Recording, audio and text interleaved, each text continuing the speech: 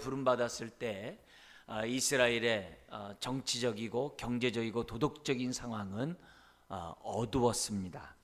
정치적으로 블레셋의 공격을 받고 있었고, 그리고 사무엘상 4장에 보면은 언약궤까지 빼앗기는 이런 불상사가 발생하죠. 종교적으로는 오늘 1절에 있는 것처럼 말씀이 희귀해요.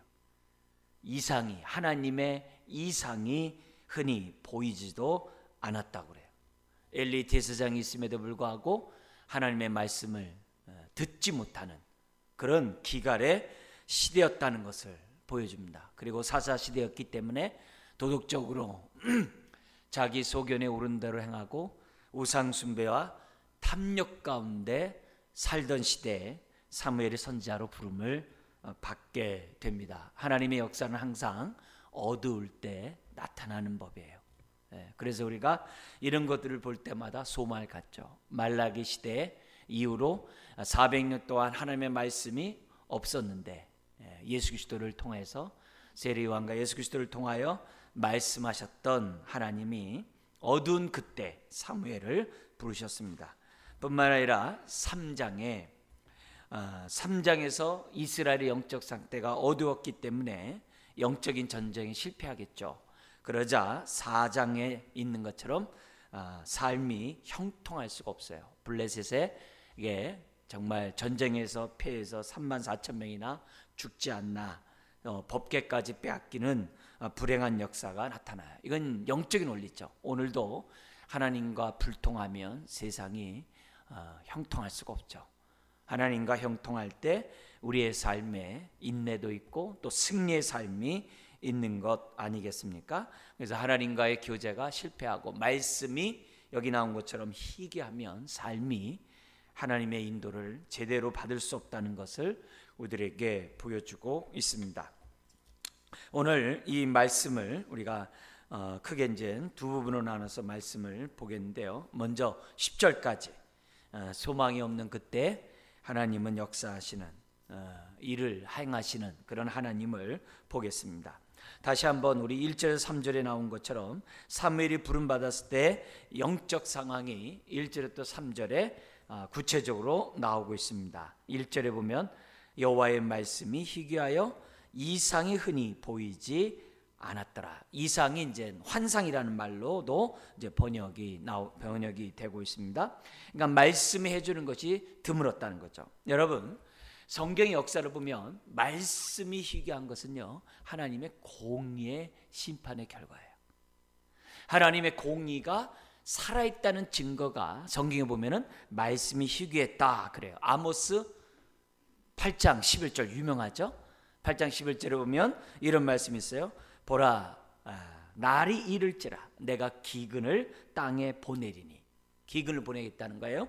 양식이 없어 주림이 아니며 물이 없어 가람이 아니요 여호와의 말씀을 듣지 못한 기갈이라. 하나님께서 공의의 심판으로 사사시대가 사명을 잃어버리고 자기 소견에 옳은 대로 살아가기 때문에, 다른 말로 하면 말씀을 거절하는 그런 시대였기 때문에 하나님의 공의의 심판 가운데 하나님 말씀하잖아요. 사실 하나님은 말씀하시는 분이에요. 계시하시는 그런 분이에요. 이런 분이 말씀하지 않았다는 것은 흔한 일이 아니에요.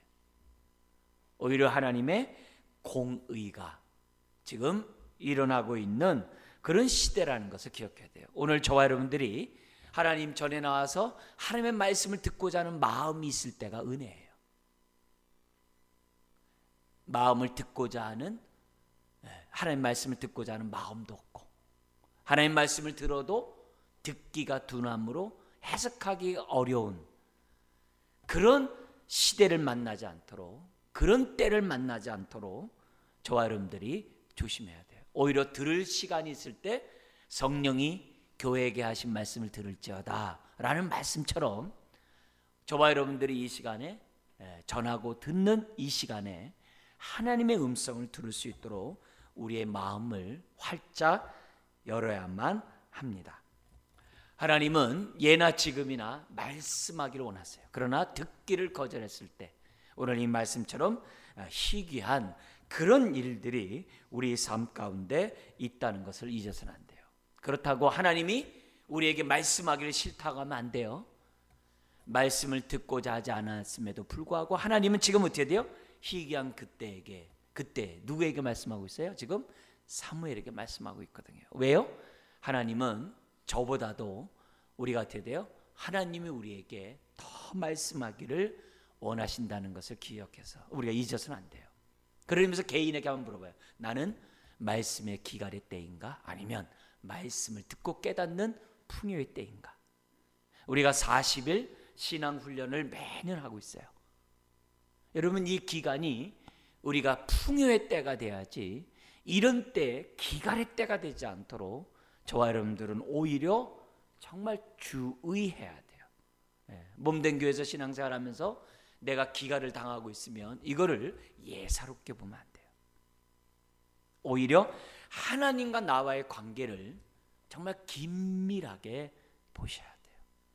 우리가 40일 교회적으로 신앙 훈련함에도 불구하고 내가 기갈을 당하고 있는 그런 상황이라고 한다면 그것이 나에게 하나님의 공의의 결과인 줄을 우리는 생각하는 저와 여러분들이 돼야만 해요.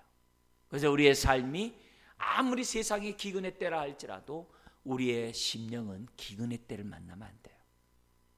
이삭이라는 사람이 있어요. 그 시대가 아브라함 때 같이 기근을 당했지만 그의 심령이 하나님의 말씀에 풍요함으로 기근의 때 100배 축복을 받았대요. 그 메시지가 우리에게 주는 메시지는 정확해요. 내 능력으로 잘 살고 내 힘으로 잘 살 수 있는 그 삶이라고 해서 내 영혼이 풍요롭다 하면 안 돼요. 왜 그래요? 라오디아 교회가 그 당시 온천수로 인해 가지고 잘 살았어요. 돈이 많았어요. 교회가 부자였어요. 그래서 성도들이 스스로 생각하기를 뭐냐면 물질적인 축복이 영적인 축복으로 착각을 해요. 오늘 저와 여러분들이 정말 내 삶이 평탄하다고 해서 내 영혼이 평탄하다고 생각하면 안 돼요. 오히려 내 영혼이 기갈을 당하는데 삶이 평탄하면 오히려 그게 화해예요. 왜냐면 정신 차리지 못하니까. 그런 의미에서 저와 여러분들이 하나님을 알고자 열심을 품어야 되고 말씀을 들을 때마다 깨달음이 있는 그런 정말 기갈을 당하지 않는 영적인 상태가 돼야 돼요. 우리가 매년 이렇게 이 고난주간도 지키는 이유가 다른 게 아니에요. 영적 기갈을 만나지 말자 이게. 내 인생에 주의 말씀이 내 발에 등에 내 길에 빛이라는 그 삶이 떠나지 않도록 하자는 거예요. 그래서 우리가 여러 가지 신앙훈련을 하고 있는 거고 오늘도 우리가 이 고난주간에 훈련을 하고 있는 거죠. 자, 그때 엘리의 모습은 또 엘리의 육적인 모습은 그 당시 영적인 모습을 2절에서 보여줍니다. 엘리의 눈이 점점 어두워 가서 잘 보지 못하는 그때. 이것은 마치 이스라엘이 영적인 눈이 어두워서 하나님의 음성을 듣지 못하는 그런 때와도 같습니다. 그런데 하나님의 은혜가 3절에 있죠. 하나님의 등불은 아직 꺼지지 아니하였으며. 이것은 첫 번째는 새벽 미명이라는 거예요. 왜냐하면 새벽이 딱 끝나자마자 등불을 끄거든요. 그러니까 등불이 아직 꺼지지 않았다는 얘기는 뭐예요? 새벽 미명이죠. 네, 새벽 미명이죠.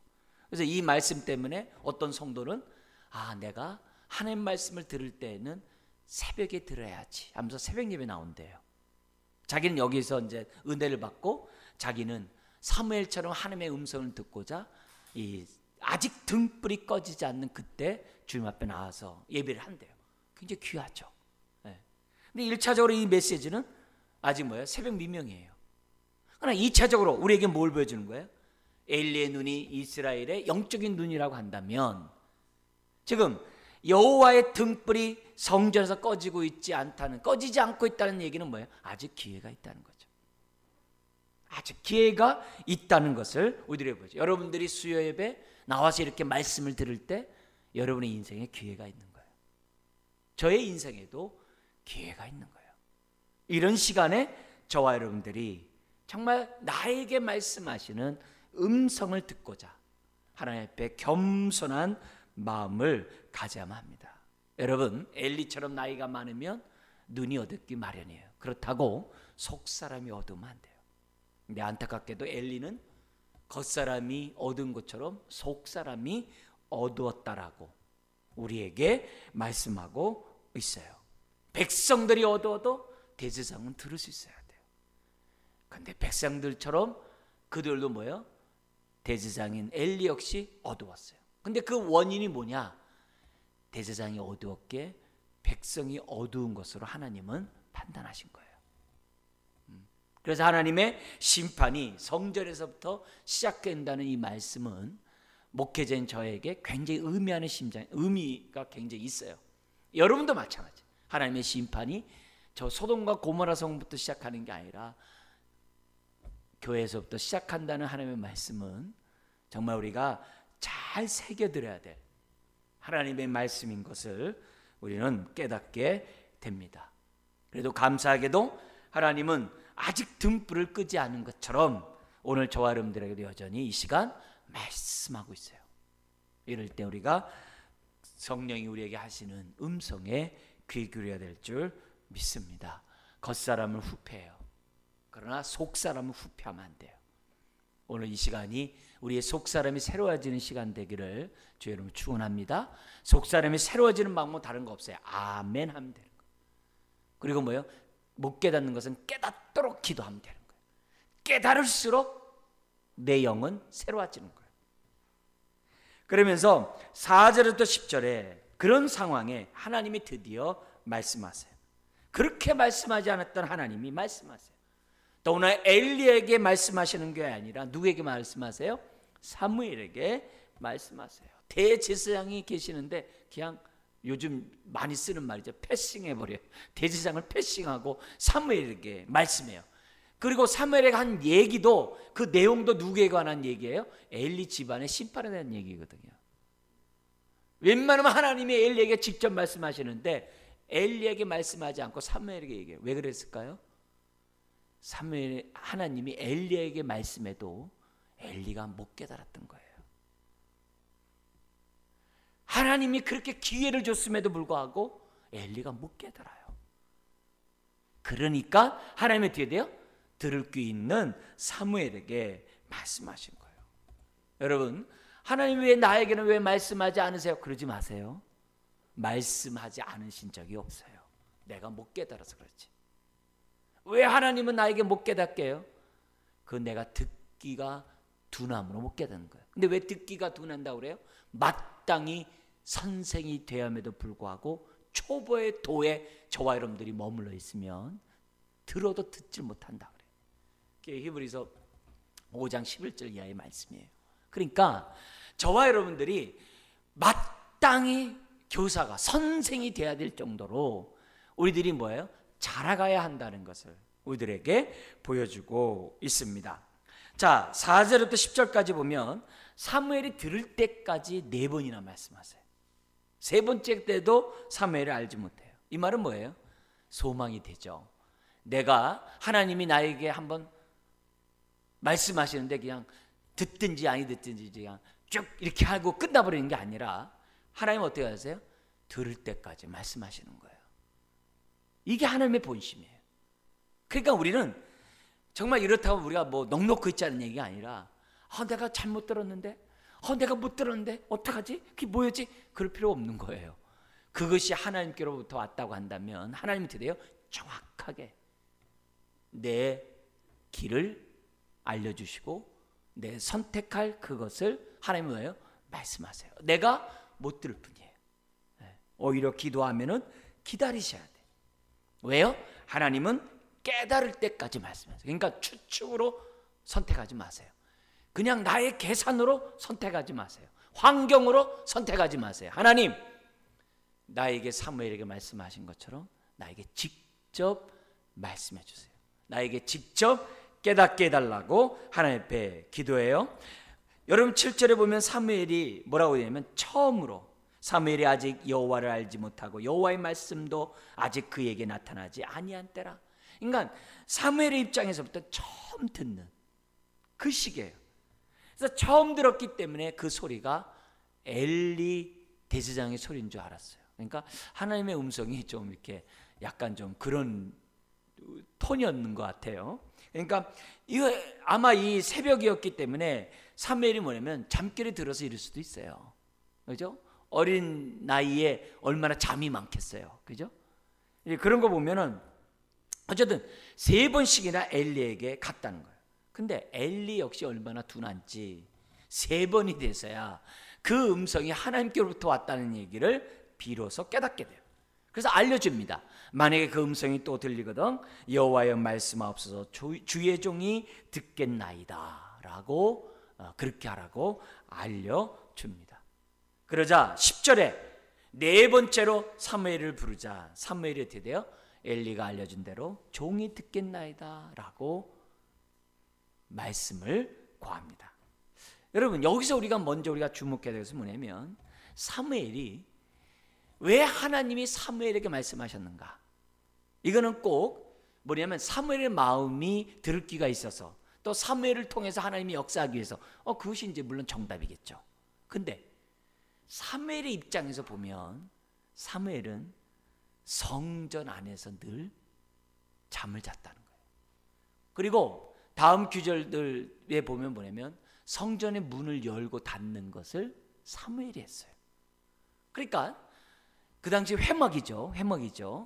그러니까 회막의 문지기가 누구였냐면 사무엘이었다는 거예요. 그러니까 사무엘은 위치적으로 법궤 옆에 누웠다고 그랬잖아요. 그러니까 이 사무엘은 어려서부터 뭐냐면 하나님의 임재 가운데 그가 뭐냐면 자랐다는 것을 우리에게 보여줘요. 이건요 굉장히 중요해요. 저는 이런 의미에서 주일학교 교육이 굉장히 중요한데 그게 뭐냐면 어려서부터 하나님의 말씀을 들을 수 있도록 부모들이 애를 써야 돼요. 맹모 삼천지교가 있잖아요. 그런 것처럼 우리는 어린아이들이 어떻게 하든지 간에 하나님의 말씀을 들을 수 있는 기회를 자꾸 해야 돼요. 그게 굉장히 중요해요. 그래야 심령이 기경을 받거든요. 기경을 받거든요. 우리 저거 뭐냐면 요즘 그 어린이 아니라 그 뭐냐면 그 보이그룹들이 있어요. 아이돌들이 있어요. 그 남자애들 아이돌이 있는데 요즘에 그 여성들에게 아주 인기 있는 그 강다니엘이라는 친구가 있어요. 아주 그 젊은 친구인데 굉장히 사람들이 좋아한다고 그래요. 근데 우연히 그 사람의 그 인터뷰가 나왔는데 뭐냐면은 옆에서 묻는 거예요. 왜 당신의 이름을 갖다 다니엘이라고 그러냐? 부모가 져줬냐? 그러니까 이 아이가 뭐라고 얘기했냐면 다니엘서를 읽다가 감동을 받아 자기 이름을 바꿨다는 거예요. 자기 10대 때. 전 얼마나 부러운지. 성경을 읽으면 은혜를 받는데 성경을 안 읽어서 은혜를 못 받잖아요. 근데 10대에 자기가 자원함으로 성경을 읽었다는 거 아니에요. 막 너무 부러운 거예요. 정말 너무 부러운 거예요. 저 개인적으로도 저는 성경을 갖다가 고등학교 졸업한 다음에 읽었거든요. 근데 걔는 고등학교 때 성경을 읽어가지고 자기 이름까지 바꿀 정도로 성경을 읽었더니 참 너무 부럽더라고요. 너무 부럽더라고요. 우리 자녀들이 정말 10대 때 다니엘이 뜻을 정해서 그 인생을 하나님 앞에 드렸던 것처럼 우리 자녀들이 성경을 읽다가 은혜를 받아가지고 그 뜻이 이렇게 딱 변할 수 있다고 한다면 정말 얼마나 그 인생이 축복될까. 우리 주일학교 아이들이 그런 아이들이 생겨나도록 우리가 해야 될 거 아니겠어요? 사무엘이 이렇게 변할 수 있었던 것은 그가 어려서부터 성전에서 자랐단 말이에요. 오늘 우리 자녀들이 어떻게든지 간에 하나님 말씀 듣는데 정말 우리 부모들이 환경을 만들어주고 여건들을 만들어줘서 그 애들이 한 말씀이라도 스스로 읽을 수 있도록 스스로 읽고 깨달을 수 있도록 우리들이 이렇게 정말 도와줄 수만 있다면 얼마나 좋은가. 이런 생각을 이제 갖게 된 거예요. 그러니까 사무엘 입장에서 보면은 그는 어려서부터 뭐예요? 하나님의 말씀을 들을 수 있는 그런 환경 속에 자랐다는 것. 그리고 하나님은 그렇게 환경을 열어줬고, 그리고 때가 되면 그런 사무엘을 썼다는 이 사실에 너무 놀라운 거예요. 가끔 우리 이제 목회자들 만나가지고 어디서 은혜 받았습니까? 이렇게 얘기를 해요. 그러면 이제 대부분의 많은 경우도 보면 어려서부터 교회 안에서 자랐다는 거예요. 그런 얘기를 참 많이 해요. 이제 그러다가 어떤 사람도 있냐면 뭐냐면 기도원에 부모 쫓아가가지고 기도원에서 은혜 받았던 우리 동료들을 이렇게 만나요. 그러면 자기는 그 기도원에서 그냥 그렇게 있는 것이, 그 기도하며 하는 것이 그렇게 자기는 어린 시절을 좋았다는 거예요. 방학만 되면 기도원 가가지고서 이렇게 막 이렇게 잠자리 잡고 뭐 했는지 모르지만 하여튼 뭐 이렇게 가재 잡고 이런 게 이렇게 좋았다는 거예요. 근데 그런 것들이 이 사무엘과 비교해 보면 이게 남의 일이 아닌 거예요. 남의 일이 아니에요. 그런 의미에서 오늘 저와 여러분들이 하나님의 말씀을 들을 수 있도록 자녀들을 데려 나오는 것이 굉장히 중요해요. 굉장히 중요해요. 굉장히 중요해요. 제가 지난번에도 제 이 동기 목사 교회 가가지고 부러운 게 있었다고 그랬죠. 수요일날 설교를 갔는데 애들이 100여 명 정도가 그 놀고 있더라고요. 그래서 제가 아니 어떻게 애들이 여기 와서 이렇게 노냐 그러니까 부모 따라서 다 온 거예요. 다 그 주일학교 애들이 100여 명 되더라고요. 그래서 그 주일학교 애들이 거기서 막 놀고 있는 거예요. 막 벅적벅적하고 놀고 있어요. 너무 부러운 거예요. 애들은 뭐냐면 수요일날 엄마 교회 갈 때 자기도 따라가서 친구 만나서 놀러 가는 거예요. 근데 그 모습을 몇 년째 보니까 너무 부러운 거예요. 너무 부러운 거예요. 그 시간에 와가지고서 또 한쪽에서는 또 뭐냐면 자기네들끼리 성경도 읽고, 한쪽에서는 막 이렇게 뭐 찬양도 하고, 한쪽에서는 뭐 이것도 하고 뭐 여러 가지 하더라고요. 그러니까 교회가 놀이터예요. 너무 부러운 거예요. 여러분, 사무엘이 금방 은혜 받은 게 아니에요. 사무엘은 엄마의 기도 가운데 자랐고요. 그죠? 해마다 그 부모가 성전에 올라가서 하나님 앞에 제사를 드렸고요. 심지어 2장 26절에 보면은 뭐라고 돼 있어요? 사무엘이 점점 자라매 여호와와 사람들에게 뭘 받았다고 그래요? 은총을 더 받았다라 그래요. 사무엘이 쓰임 받을 때는 갑자기 딱 은혜 받고 할렐루야 한 게 아니에요. 어려서부터 이미 뭐예요? 젖어왔다 이거죠. 이게 귀한 거죠. 이게 귀한 거죠. 이게 귀한 거죠. 이걸 우리들이 본받아요. 그러나 반대로 이 어려서부터 성전에서 자랐던 엘리의 두 아들은 어떻게 돼요? 망나니도 이런 망나니가 없는 거예요.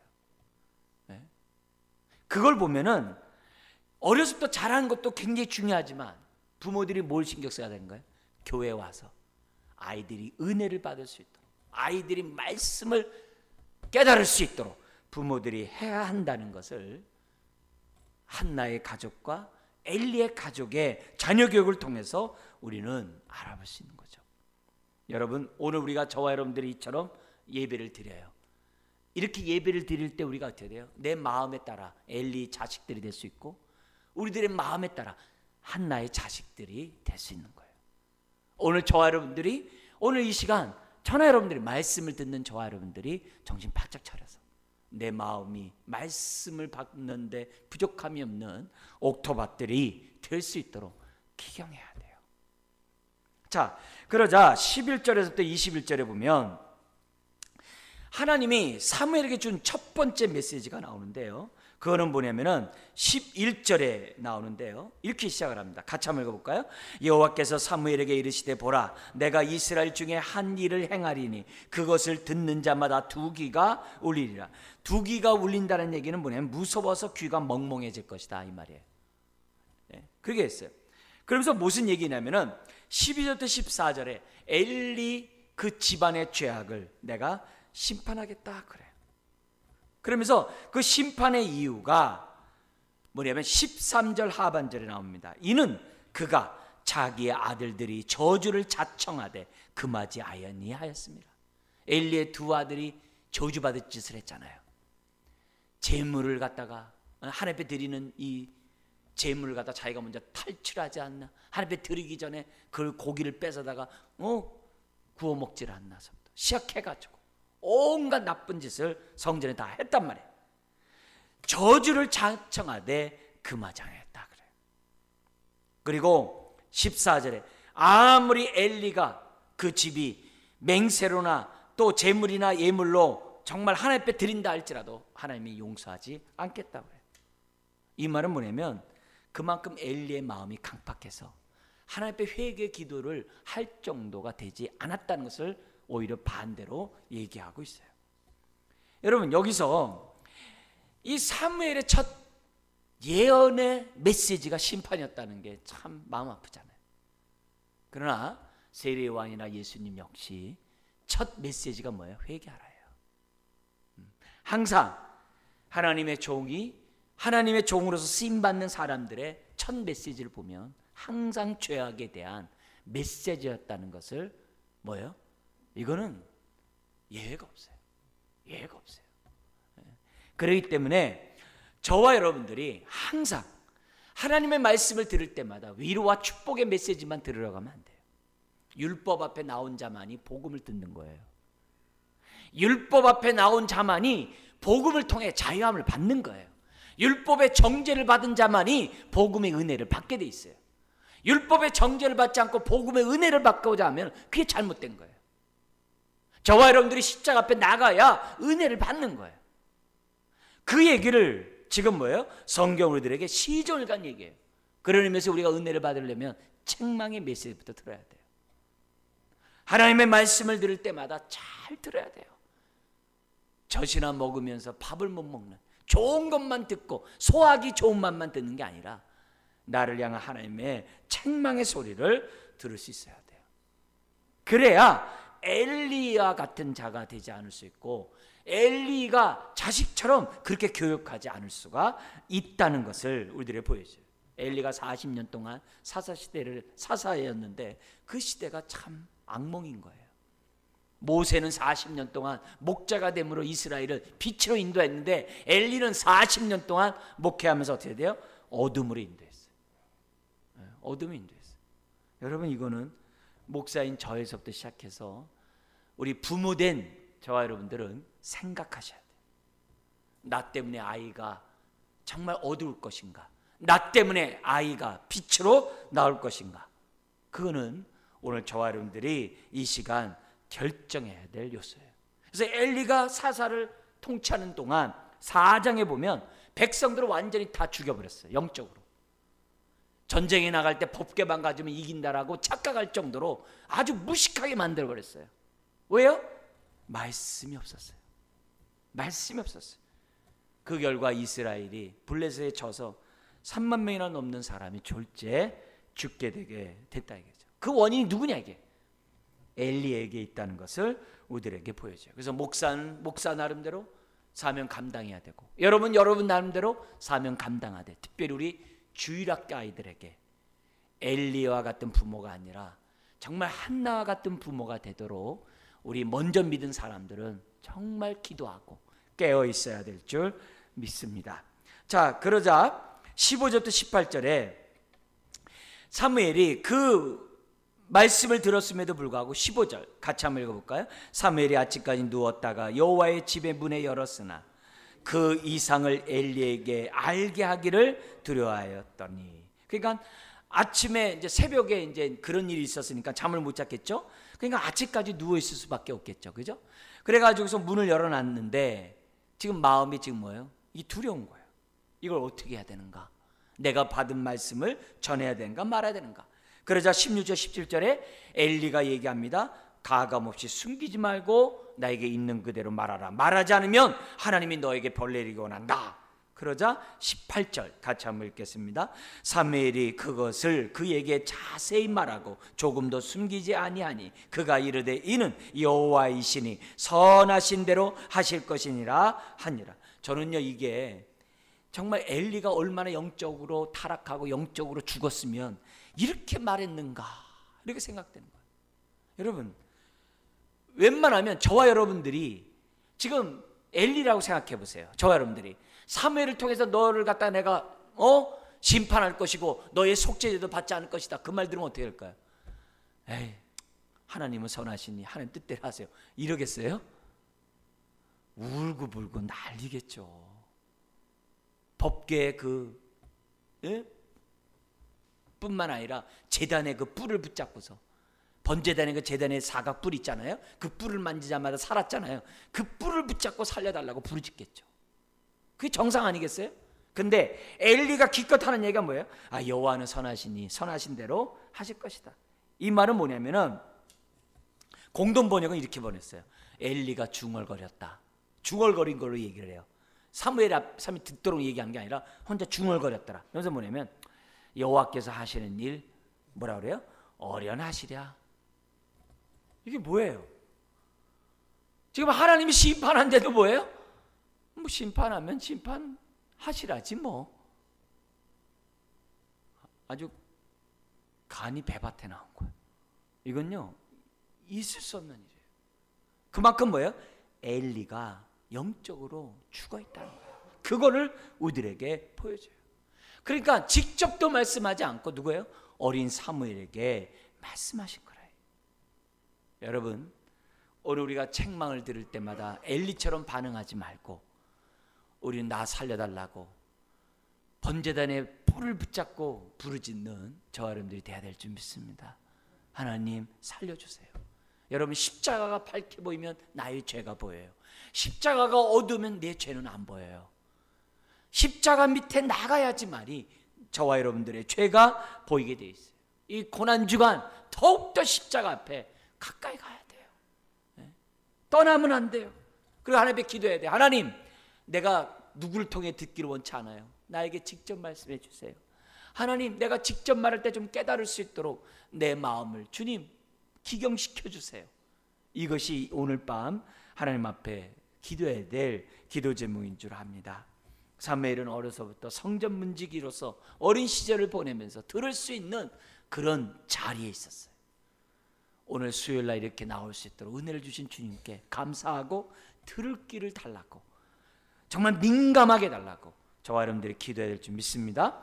자, 그러자 19절부터 21절 이렇게 됩니다. 19절 21절 같이 한번 읽겠습니다. 사무엘이 자라매 여호와께서 그와 함께 계셔서 그의 말이 하나도 땅에 떨어지지 않게 하시니 단에서부터 부엘세바까지의 온 이스라엘이 사무엘은 여호와의 선지자로 세우심을 입은 줄을 알았더라. 여호와께서 실로에서 다시 나타나시되 여호와께서 실로에서 여호와의 말씀으로 사무엘에게 자기를 나타내시니라. 할렐루야. 여기 19절을 보십시오. 사무엘이 자라매 여호와께서 그와 함께 계셔서 그의 말이 하나도 땅에 떨어지지 않게 하시니. 사무엘이 잘 자랐어요. 사무엘이 성전을 떠나지 않았어요. 이 성전을 떠나지 않았다는 얘기는 뭐예요? 그만큼 하나님을 경외했다는 거죠. 반면에 하나님도 사무엘을 떠나지 않았어요. 근데 하나님이 함께하는 증거가 뭐냐면 사무엘의 말이 하나도 땅에 떨어지지 않았다는 거예요. 이 말은 사무엘이 한 말이 하나도 어긋나지 않고 다 이루어지게 하셨다는 거예요. 여러분, 이 얘기는 사무엘이 그만큼 뜻을 잘 분별했다는 거예요. 하나님의 선하시고 기뻐하시고 온전한 뜻을 잘 분별하고 말했다는 거예요. 그렇기 때문에 그 말씀이 하나도 땅에 떨어지지 않았다는 거예요. 성경에 또 이렇게 얘기해요. 무엇이든지 하나님의 뜻대로 기도하면 그 기도가 하나도 땅에 떨어지지 않게 하시겠다 그랬어요. 똑같아요. 그러니까 사무엘이 얼마나 말씀의 사람이었냐를 보여주는 거예요. 그러니까 그 말이 하나도 땅에 떨어지지 않은 거죠. 그 말이 다 이루어진 거죠. 목사인 저가 늘 말씀의 지혜와 지식의 은사를 달라고 기도를, 저는요 정말 20살 때부터 지금까지 빼놓지 않고 기도해요. 그 기도를 끊임없이 합니다. 왜 그래요? 전하는 그 말씀이 혼미케 하거나 혼탁해 하게 하거나 어집그렇게 하나 사람들로 하여금 뭐예요? 이랬다 저랬다 함으로 하나님 말씀을 듣는 것을 사람들이 뭐예요? 이해하지 못하는 일들이 생겨나지 않도록 하기 위해서 그 기도하는 거예요. 그래서 가급적 어떻게 돼요? 말씀에 다른 것들을 전하지 않으려고 해요. 왜 그래요? 나름대로 어떻게 되면 전한 이 말씀이 진리의 말씀만을 드러내고 싶어서 그래요. 다른 거 아니에요. 여러분, 그러기 때문에 오늘 저와 여러분들이 하나님 앞에 저와 여러분들 기도해야 돼요.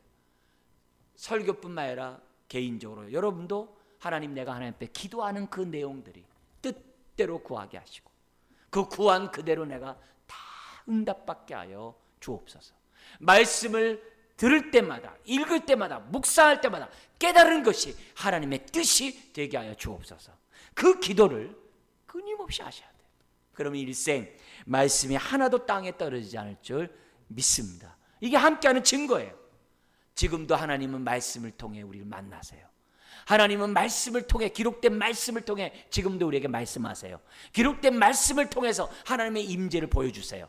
그렇다면 우리가 기록된 말씀을 통해 하나님의 임재를 경험해야만 합니다. 그리고 20절에 이에 사무엘은 온 이스라엘이 하나님의 선지자 세우심을 입은 줄 알게 됐다는 게 뭐예요? 공적으로 인정받았다는 거예요. 이게 권위죠. 이게 진정한 영적인 권위죠. 그래서 사무엘은 뭐냐면 하나님이 지금도 살아계심을 보여준 사람이에요. 왜 말씀이 땅에 떨어지지 않아야 됩니까? 그래야 사람들이 나를 통해 하나님이 살아계신 걸 보는 거거든요. 하나님이 일하시는 걸 보는 거거든요. 그래서 아브라함을 부를 때 너를 통해 살아계신 하나님을 보여주시고자 했던 것처럼 저와 여러분도 부르실 때 이유가 뭐예요? 나를 통해서, 여러분을 통해서 하나님을 보이기 위해서 부르신 거거든요. 사무엘이 그랬다. 그러려면 다른 거 없어요. 저와 여러분들이 말씀대로 살면 축복이 되는 거예요. 생사화복이 말씀에 달려있어요. 달려있어요. 그러자 21절 하나님은 실로에서 다시 나타나셔서 말씀으로 사무엘에게 나타내셨다. 이 말은 뭐예요? 계속 말씀하셨다는 거예요. 그리고 가나안 정복을 한 다음에 실로에 법궤를 뒀는데 그 어느 때보다도 하나님이 사무엘을 통해서 말씀하셨다는 것을 우리에게 보여주는 거예요. 그렇다면 하나님은 뭐예요? 말씀이 희귀한 시대에 하나님의 답답함을 해결해 줄 사람으로 누굴 선택한 거예요? 사무엘을 선택했어요. 근데 사무엘이 그 사명을 잘 감당한 거예요. 그래서 말씀이 희귀한 그 시대에 하나님도 답답했는데 사무엘을 통해서 하나님의 마음이 시원한 거예요. 그리고 사무엘 또한 그의 삶이 말씀을 떠나는 삶을 살지 않았던 것을 우리들에게 보여주고 있습니다. 여러분, 하나님에게는요 사무엘과 같은 대언자가 필요해요. 하나님의 집에는 많은 그릇이 있다고 그랬어요. 엘리야 같은 그릇이 있어요. 사무엘 같은 그릇이 있어요. 하나님이 쓰시는 그릇은 어떤 그릇이라 그랬어요? 깨끗한 그릇이라 했어요. 오늘 저와 여러분들이 깨끗한 그릇이 되도록 말씀으로 씻고 또 씻고 또 씻고 하나님의 말씀으로 씻고 또 씻고 또 씻고 하나님의 말씀에 따라 살아갈 때 하나님은 사무엘을 통해 말씀하듯이 오늘 저와 여러분을 통해 말씀하실 줄 믿습니다. 결론적으로 말씀하겠습니다. 하나님은 저와 여러분의 말이 하나도 땅에 떨어지지 않기를 원하세요. 그래서 오늘 이 시간도 저와 여러분들을 부르셨어요. 그러려면 우리가 말씀의 기가를 만나면 안 돼요. 말씀의 기가를 만나면 안 돼요. 그뿐만이 아니에요. 말씀을 듣는데 둔하면 안 돼요. 지각을 사용함으로 연단을 받아 선악을 분별할 수 있는 마음밭들이 돼야 돼요. 마땅히 선생이 되어야 될 터인데 어찌하여 초보의 도에 머물러 젖만 먹고 있냐 이게죠. 그러면 안 돼요. 안 돼요. 우리가 오늘 엘리야 같은 사람이 아니라 들을 귀 있는 사무엘이 되시기를 주의 이름으로 축원합니다. 기도하겠습니다.